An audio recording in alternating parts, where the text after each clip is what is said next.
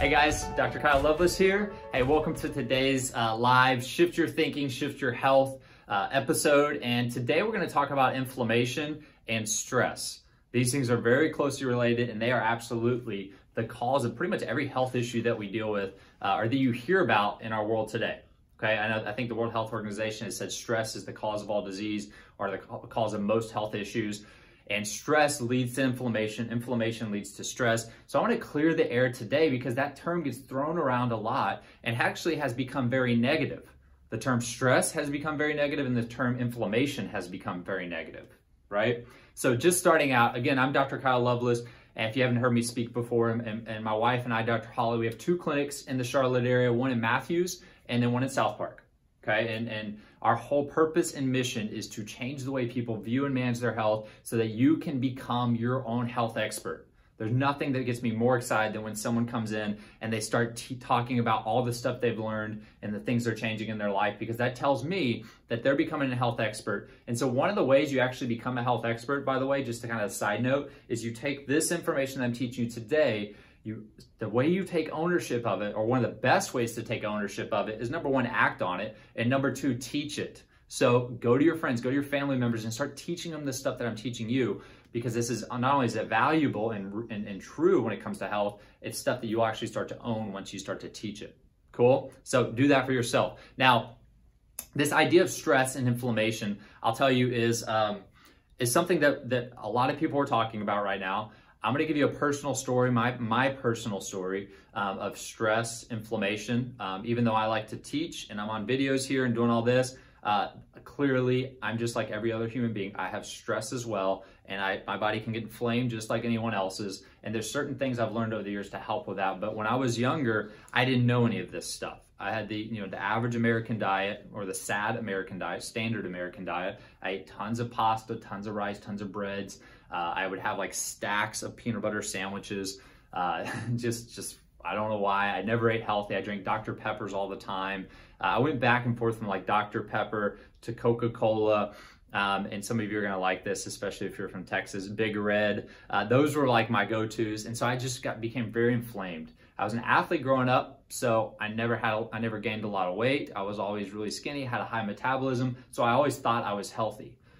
But the truth is I was very inflamed, and I could see it through my skin with acne. You could see it through my gut when I started having irritable bowel issues and cramping and pains in my digestive system. And then after finishing sports in college, I could feel it in my knees. My body was just inflamed. I was tired all the time. I had severe back pain to the point where I literally took pain meds for it at one point. And so I had all this stuff as I was younger, and it wasn't until someone really kind of led me in the right direction, said go to a chiropractor, get your back evaluated, get your back checked and adjusted, that my back pain went away. And that kind of set the stage for me to be in the natural world of health, right? And I started to go into chiropractic school, and I started to follow different other doctors and learn more about nutrition and exercise and detoxing and chiropractic and all those things. And I started implementing things in my life. The stuff I'm going to teach you today, I started to implement into my life. And I was able, number one, to get rid of my knee pain. That was pretty quickly changed as I deflamed my body there.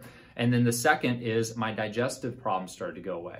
When I started to get chiropractic care on a regular basis, when I started to eat good, healthy foods, my digestive problems started to go away and the inflammation was reduced. And so even in practice, from running two clinics to having kids to just everything that's going on in our world today, stress still builds up. And it's something like this. At this moment, I've actually had to take another step into helping with that. And I did, many of you know, I'm doing a challenge called 75 Hard Challenge. And the reason I'm doing that challenge is because stress got high. I felt tired, I felt inflamed. And I'm like, hey, I need to shift something in my life. So even for me, I had to shift my thinking and go even more in depth into focusing on being healthy, okay? And so I'm telling you those to know that everybody deals with this stuff.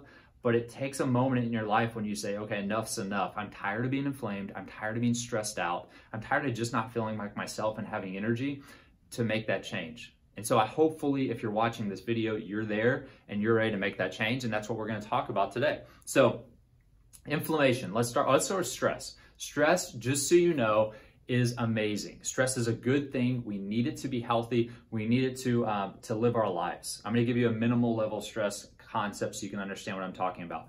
Gravity, okay? If I asked you, is gravity a good thing? Would you say yes or no? Hopefully you said yes, because we don't want to be floating around in this world, right? So gravity is obviously a good thing. It keeps us grounded to the ground. But at the same time, it puts a certain amount of stress on our body. That stress requires our muscles to respond and strengthen to hold us up. It requires our bones to respond and strengthen, right? Strong bone health is a response to stress to our environment. It requires all that to happen, and that stressor allows us to be who we are today. That's why when astronauts go in space, they have to do certain exercises to make sure that their body doesn't start to break down because there's not gravity. Now, that's a physical stress. The same thing with exercise. When we work out, the idea is we stress our bodies and it recovers stronger. But that's not just physical. Chemical stresses, right? The more you're around chemicals, those are bad for you, but our body starts to adapt to those things. I'm not saying we should add chemicals in, but it starts to adapt as much as possible. Now, there's a tipping point when we're not going to be able to handle those things. But emotional stressors, hey, emotional stress is a good thing. It's all about your body's resiliency to stress is what allows you to be healthy in life. So when we have that emotional stress, I just read in scripture this morning, and I wish I just had this on the top of my head and I could spit it out like some good pastor or something. But I won't say this properly, but ultimately what it says in Proverbs is that stress and the challenge of your faith, right? Challenging your faith is actually what makes you stronger. That might be Proverbs, it might be in James. I don't even remember where it was. Is it James? Yeah, it's actually in James. So I was reading that this morning, and it just hit me like, hey, we need to challenge our faith. We need to challenge our life. We need to be challenged on a regular basis emotionally. And if we see stress coming in as this big, scary thing, right? Emotionally coming in, we have stress. I'm like, oh no, I'm going to be stressed out. It's going to, ask people how their day was, and they're like, oh, it's fine. It was stressful. And we just look at it from a negative standpoint. The studies have shown that if you see stress as something that's going to hurt you, that's going to cause your life to be worse, that's going to cause heart disease and cancer and diabetes and all those things, then that's actually what you're going to get. But in that same scenario, if that person sees stress as something that's good, like I'm talking about right now, I see stress when you say, hey, there's a stressor coming, I think, thank God. I'm going to handle that stress. I'm going to work on it. I'm going to evaluate it's a challenge, and I'm going to be a stronger human being tomorrow. If you see it that way, you actually become stronger from it. So it's actually, stress is a perception in life of how you see the stressors coming in. And I don't say that lightly. I know that there's stressful things like losing a child, losing a spouse. There's going to be certain things that you just can't handle, and you slowly work your way into handling over time. But your body gets stronger, you get stronger, your mind gets stronger. And so I tell you that to know that stress is a good thing. However, it does get overdone. It's an overload, right? I've heard people call it stress overload syndrome before. I think Dr. Glowacki, Dr. Brad Glowacki, a good friend of mine and mentor, he always says stress overload syndrome.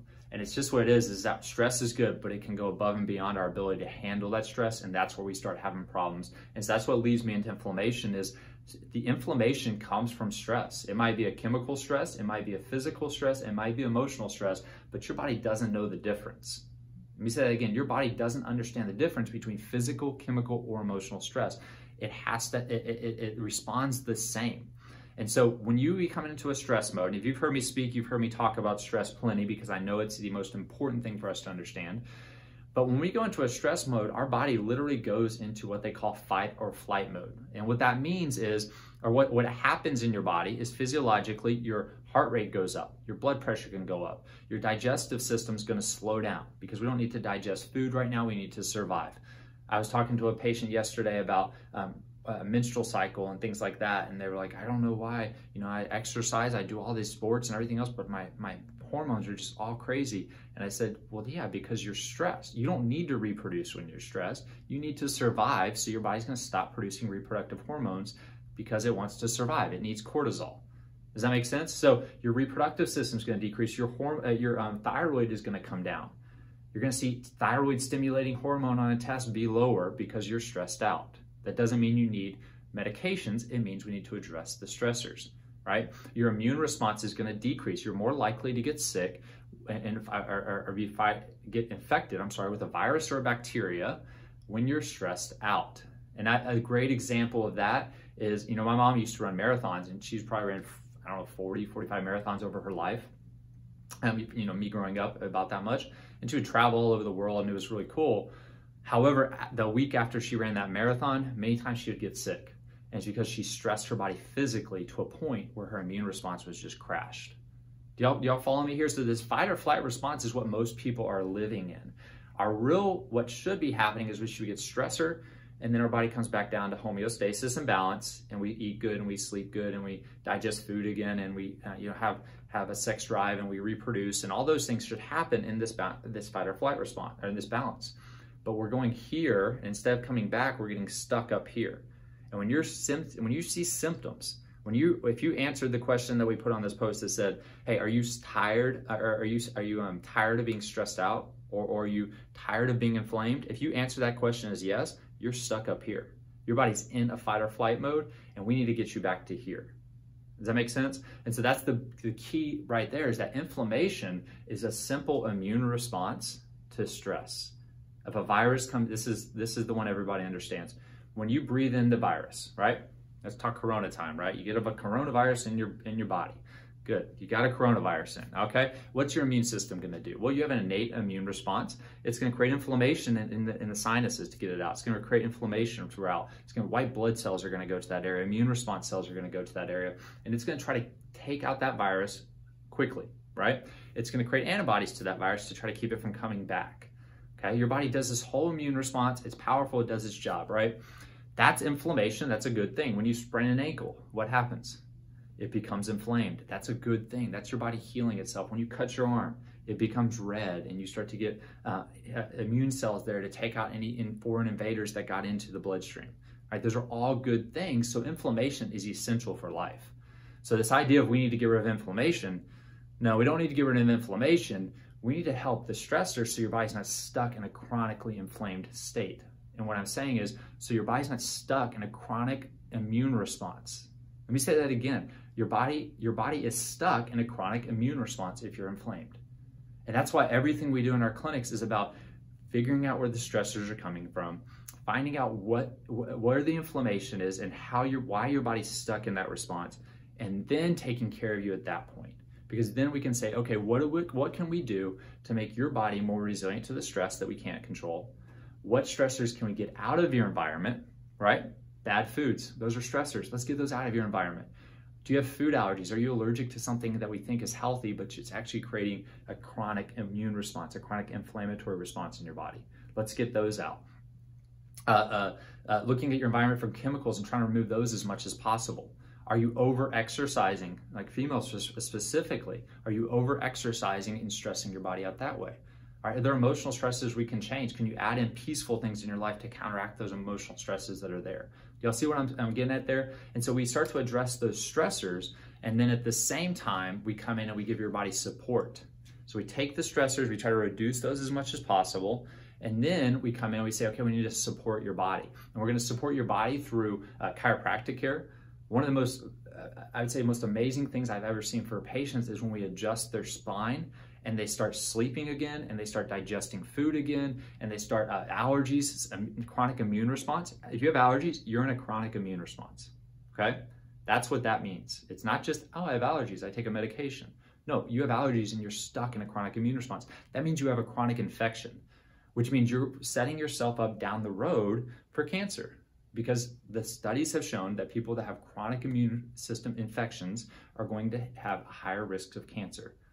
Whereas people that have acute infections, like got the flu, got over it, actually are less likely to get cancer because their body builds a good, strong, adaptive immune response to it. Cool, it's like a natural vaccine. Let's just call it that way. Get the flu, that's a natural vaccine. Anywho, so that's the idea. We reduce stress and we support your body, and we support your body with certain herbs. There's adaptogenic herbs that have been proven to help your body handle stress. Things like ashwagandha, things like rhodiola, cordyceps. Those are 3 great ones. There's other ones out there too, other mushrooms that are out there. Chiropractic care, the adjustment actually helps your body handle stress. That's why people digest food better. I have a patient this morning, Lee, and this just popped in my head, and I think it's maybe her 5th adjustment she's had so far. And she had some symptoms coming in, and I won't go through all those. But she definitely has having issues with digestion, and she was definitely having issues with sleep. She was having some neck pain and back pain and everything else, but we were adjusting her, and this morning I said, I said, I don't know what I said something. And she said, yeah, I just can't believe how good I'm sleeping now, how good I'm digesting food again. And I said, Lee, do you know why that is? And she said, well, I don't know. I'm sure it's just the adjustment. I said, no, it's not the adjustment. It's your body now back to homeostasis, and it's doing what it's supposed to do. So when you do something like chiropractic and your body starts sleeping better and you start getting rid of allergies, that's your body working the way it's supposed to. It's balanced out. Does that make sense? So everything we do is about getting your body back to homeostasis. Okay, so I just did a huge rant. First part of the video was just me going off on stress and inflammation. Now let's talk about what you can do at home, right? Maybe you don't want to come in and see us in this clinic and do all this hard stuff. You should, but maybe you don't. So let's talk about what you can do at home. So number one thing, right off the bat, when it comes to inflammation, when it comes to stress, is evaluate your environment. So look at who you're around. Let's start with that. Look at who you're around. Who are your friends? Who are the people that you're spending the most of the time with? Are they positive people, or are they pessimistic people? Are they optimistic, or are they pessimistic? Are they people that always see the negative in things, that are always complaining about everything? Do they watch the news all the time? Are you watching the news all the time? Is this something where you're just constantly surrounded by negativity? You know, this morning I was, after I did my workout, I was driving in, and I had my phone next to me on the truck, and I looked at that thing. I was like, you know what? This phone is nothing but a stress bomb to me. I saw this phone, like this like right here is just like an unnecessary stress to me. And so I thought to myself, I said, what can I do about that? Well, I'm going to go back to a flip phone. That's what I'm going to do. I mean, you know, one of my next videos, I'm going to pull out my flip phone so I can prove it to you. But a couple years ago, I did that. Went back to the flip phone, and it was so freeing. It made so much difference in my life. I don't know why I went back to the smartphone. I'm going back to a flip phone. I'm doing that not because I have to. I'm doing that because I know that with that phone in front of me, I am very likely to go click on social media. I'm going to look at Facebook, and I'm going to look at all the people talking about masks, and all the people talking about the coronavirus, and all the people talking about rioting, and all the negativity that's constantly bombarded in there. And I just want to give my opinion, and then I get frustrated, and then there's stress. Okay, I'm not the only one that thinks this way, hopefully. I'm not, am I? You think this way? Okay, cool. So my point is that we want to evaluate our environment. For me, I'm going to change the phone up. For you, it might be change your friends. It might be stop hanging out with them as much. It might be find nicer friends, find happier friends, right? One of our goals when you come into our clinic is that when you walk through our door, you feel a supernatural shift in how you think and how you feel, meaning like there's such a positive flow coming from us that we're so excited that you walk through our door, that we love your hair, we love your clothes, we love everything about you walking through, that when you walk in, you're like, wow, this is just so positive. Because I know that that's a part of you getting better and healthier, that we actually train on making sure that we're focused and present in the moment when you walk through that door. And if we don't do that, you've come in and we haven't done that, please tell us, because that's what we want to do. So my point is we want to be a good, positive surrounding for people coming into our clinic. Find friends that want to be like that for you. Okay, I have a great network of friends that we work out with every morning, and those guys are constantly lifting me up, and it's made a massive difference in my life since we've been doing that. So number one, look at your environment. Number two, let's look at the chemical stresses that you have. So how can you change chemical stress?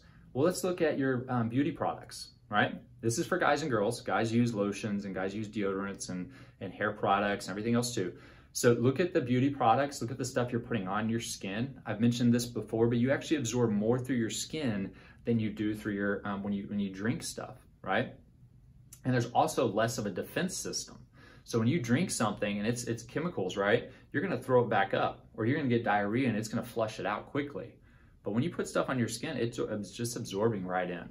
And you can actually become very toxic. You can see things from like cervical cancers, breast cancers, hormone issues. You can see for guys becoming more feminine, and that happens because of estrogens coming up. A lot of these beauty products are high in estrogen forming chemicals. And what that means is they become estrogen forming in your body, and your estrogen goes up, right?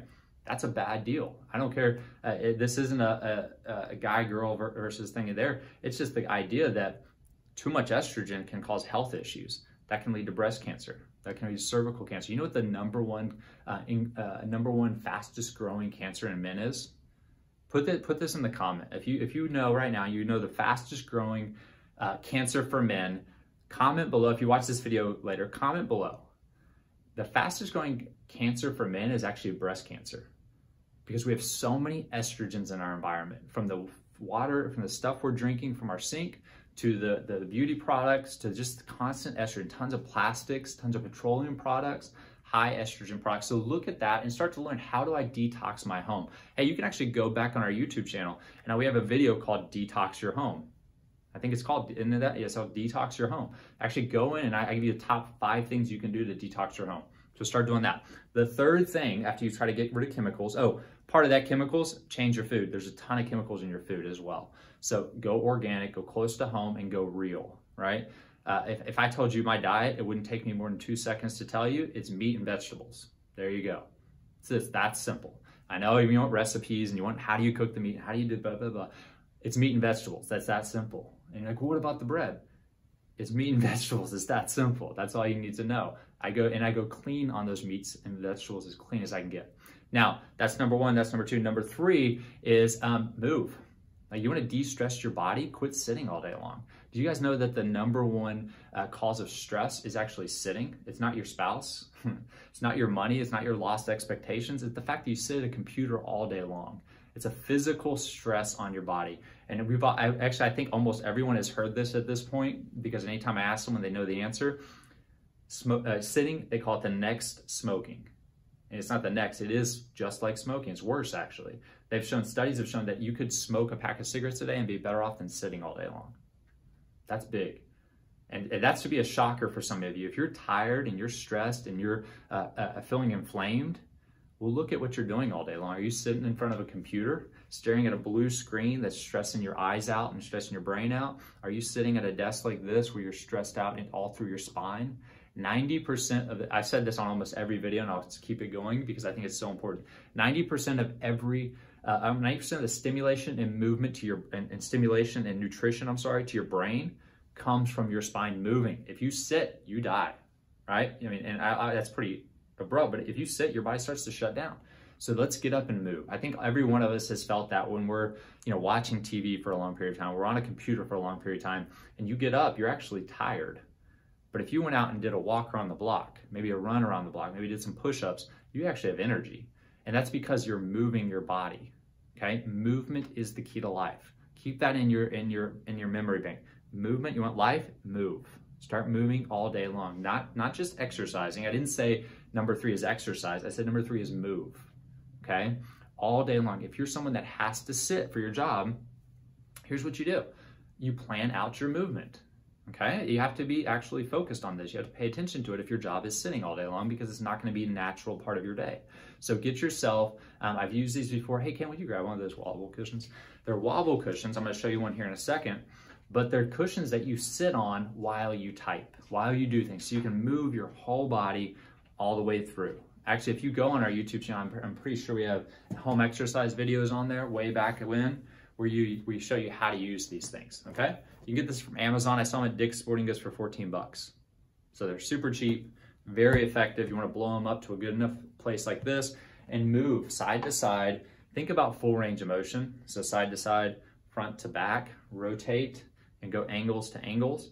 And what that does is, number 1, it pumps cerebral spinal fluid to your brain. Number 1. Number 2, it pumps your discs, okay?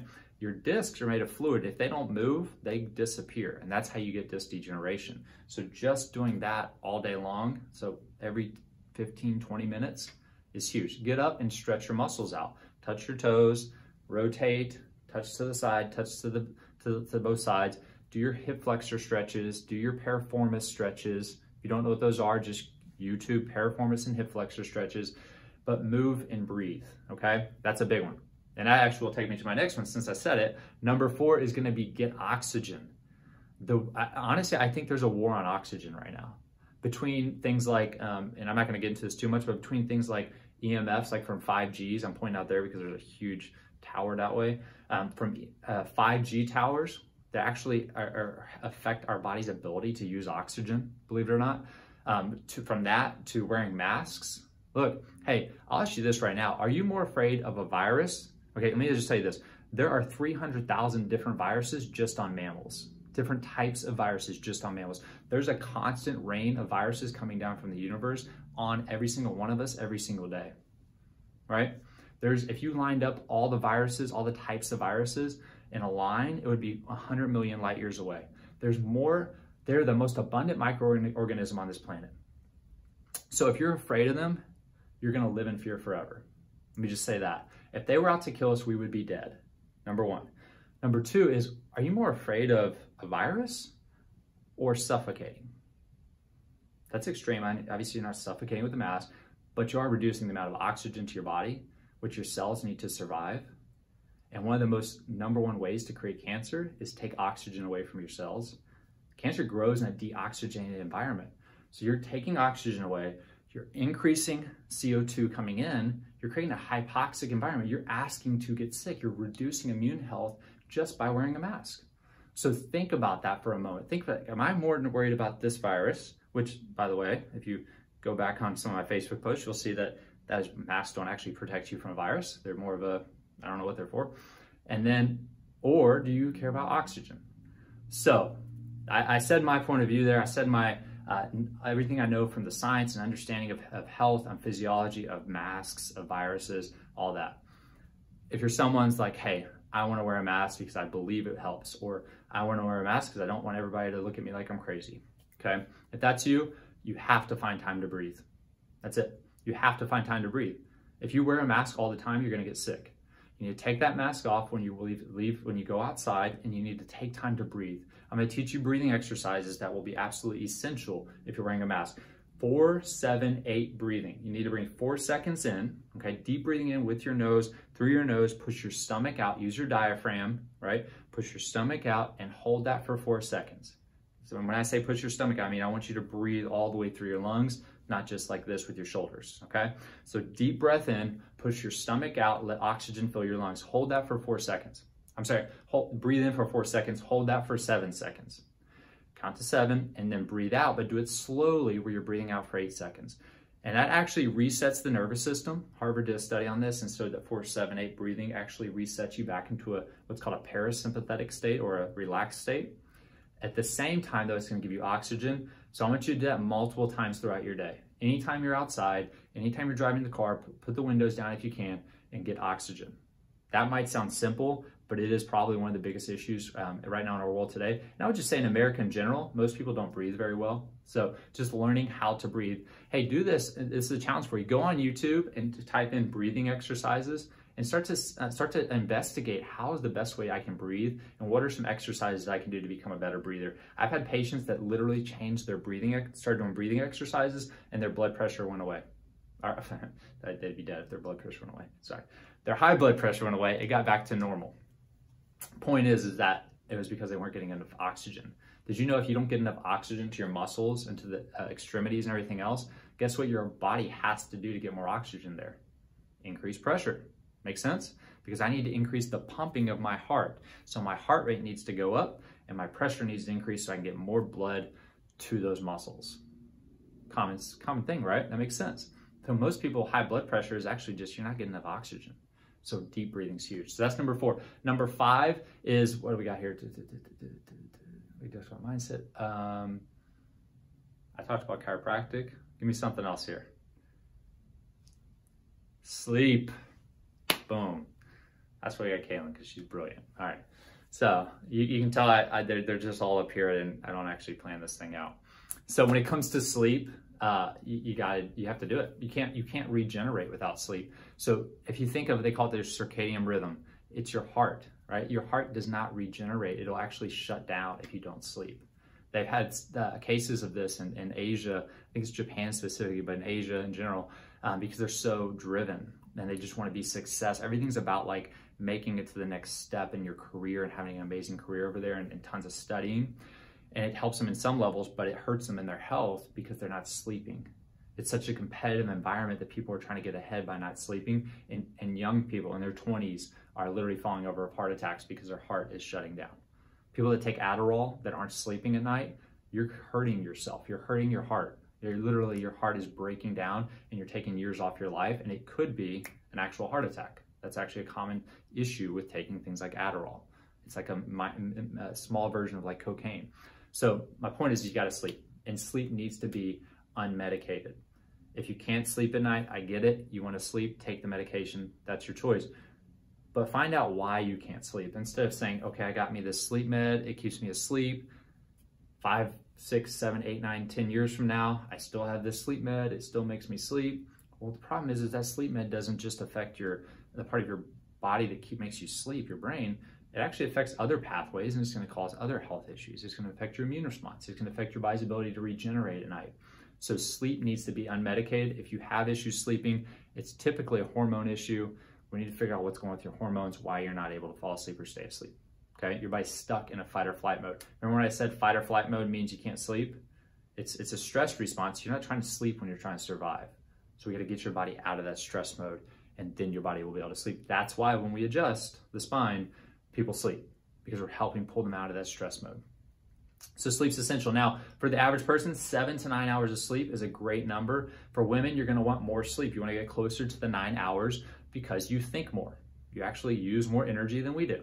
I say it a very straight face because it's just a fact. Like, you actually are multitaskers with estrogen and your hormone cycle. You actually have great ability to multitask, which takes more energy, and you have cyclical hormones, so it's going to take more energy for your body to do what it does every single month. Whereas men, we're just like, boom, we got testosterone goes up after puberty. It shouldn't change. We should just be straightforward like that.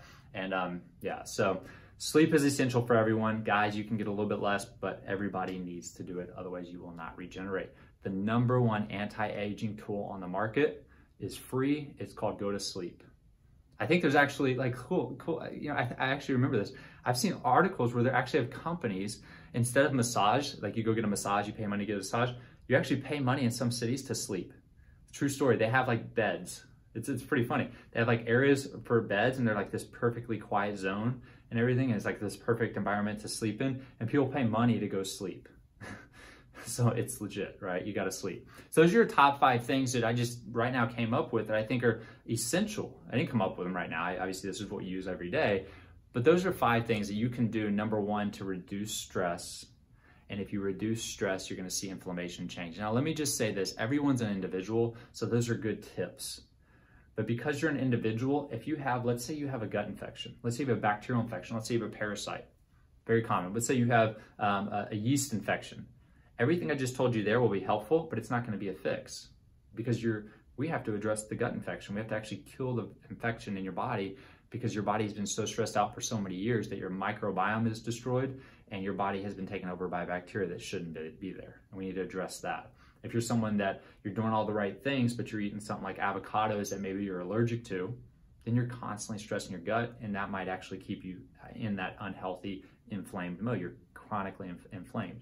If you're someone that has major hormone problems and we're able to reduce stress with everything I just told you, but it hasn't shifted around enough, well, maybe you need more than just that. That may be a big part of it. So I'm a huge fan of not just guessing, but testing. As you maybe know, we work with a group called The Wellness Way, and the whole protocols that not protocols, I hate that term. The whole idea of what we do is to not just guess what's going on with someone. If someone comes in with headaches, I got some pretty good guesses of what's causing it. But I still want to take x-rays. I still want to do testing to find out if I'm right. So not just guessing with a bunch of different supplements, with a bunch of different treatment plans, but actually testing and saying, okay, here's the best thing for you as an individual, right? Hey, if you're watching right now and you what I just said right there made a whole lot of sense to you, hopefully it does, go on this website, go to thewellnessway.com, because I'm talking to people all over the world, right? All over the country, at least. Go to thewellnessway.com. Put your local area in. And guys, I don't get anything from this. I just want you to really get health. I think this is a network of doctors that is doing an amazing job with it, which is why we joined up with them. Go to thewellnessway.com and put in your area, and then find a doctor near you. Call them up and say, hey, get me on your next inflammation workshop, or hey, get me into your office. I want to get evaluated and checked. Cool. If you're in Charlotte, go to queencityhealthcenter.com. We'll check you out there. And if you're in North Charlotte, you've seen me shoot videos with Dr. Lonnie Bagwell. Guy's amazing. If you're in North Charlotte, look up Dr. Lonnie Bagwell. Go to True Health Center. inflamed.com as well. We are not businessly or financially connected. We're just good buddies and he's awesome. So I'm gonna give that shout out to him, but you can connect with him as well. Hey, if you have individual questions, put them in the comments. If you want it to be more individual, send me a message. But guys, continue to connect. This is how you become your own health expert. It's just continue to bring information in. And like I said in the beginning of the video, teach this to other people, share it. That's how we make a difference in this planet. This is how, hey, grassroots movements happen by sharing information and sharing wisdom and sharing inspiration for the people that you love. And then grassroots movements start to happen. You can see that in the natural world. People are getting more and more informed about natural health, and that's what people are actually doing. There's going to be a point in time where there's going to be a shift, not just in our thinking, but in our overall healthcare system, where no one wants to go to that emergency care system to try to be healthy anymore. That's going to be a system that we use if we have a car accident. All right, if I have a major injury, I'm going to go to that medical system to save my life in that moment, but I'm going to my chiropractor, I'm going to my naturopath, I'm going to my natural medical doctor. I don't care what your term is behind your name, but that you're thinking in a realm of, hey, let's work with the body, not against it, because the body heals from the inside out, not from the outside in. You can't take a pill and be healthy. You can't even take a supplement and be healthy. We have to get your body back into a healing state, and that's how you become healthy. Because finally, this is my last thing to say, the definition of health is your body's optimal ability to function and heal. It's not the absence of disease. You cannot function and heal better by taking a pill. You can only function and heal better by getting your body back in homeostasis and balance. Cool? All right, guys, like this, love, and share. Thanks so much for watching, and we'll talk to you next time.